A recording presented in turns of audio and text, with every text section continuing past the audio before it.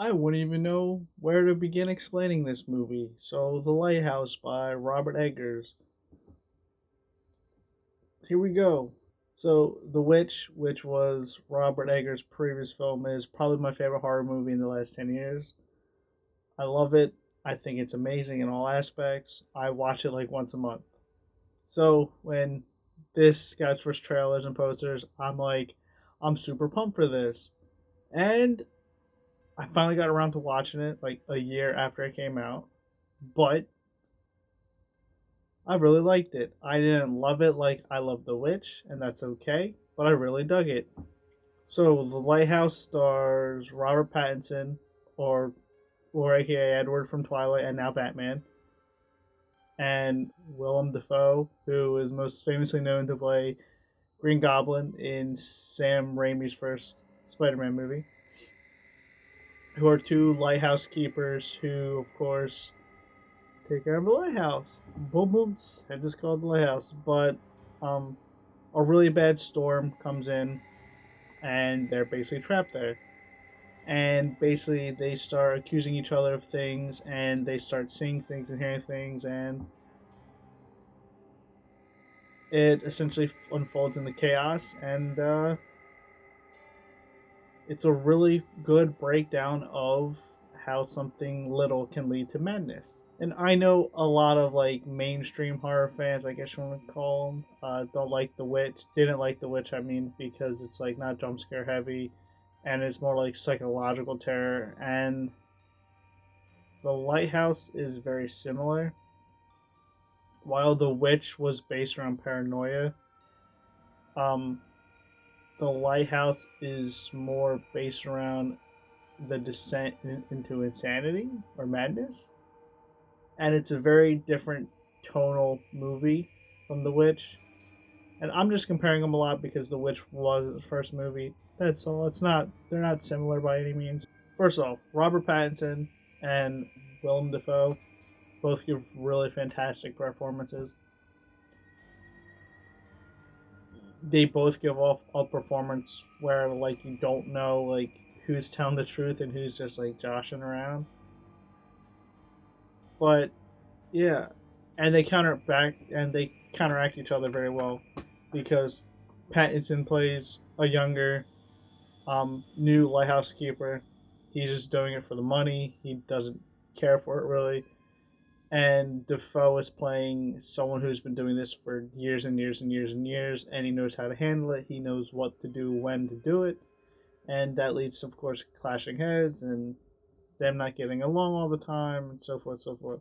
So you really, to pull off this dynamic, you really needed two A plus caliber actors, and they both nail it. Oh, this is shot 4:3 in black and white, which was super cool. I know there was a film out 2 years ago called Cold War, which did the same thing, and that movie looked amazing, and this movie looks amazing. This film's not for everyone. I'm gonna be honest. I think most people won't like this, and like The Witch, this leaves more questions than answers, which I know a lot of people don't like. I don't mind it when it's handled properly, but and it's kind of handled properly in this because a lot of this film is like you make up your own, I guess, theories on it per se, and I have my own theories on what the film as a whole truly means. So, but if I had to say one negative, it's the sound mixing.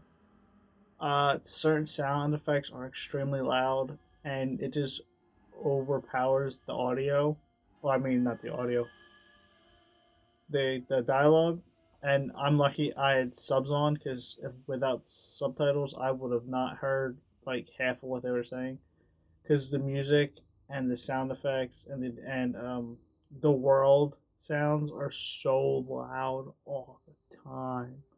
I kept having to adjust my TV volume up and down, up and down, up and down the entire almost 2 hour runtime. It sucks. It sucks when you have to do that for a movie that you're really enjoying and you're zoning out to because it takes you out of it. But Yeah, I really dug this outside of the sound mixing. Oh, and it delves into like classical, like not pirate tales. Well, some are pirate tales, but it delves into like classical, like sea shanty tales, like "Don't Kill a Seabird" or "It's Super Bad Luck." Stuff like that. It's really cool.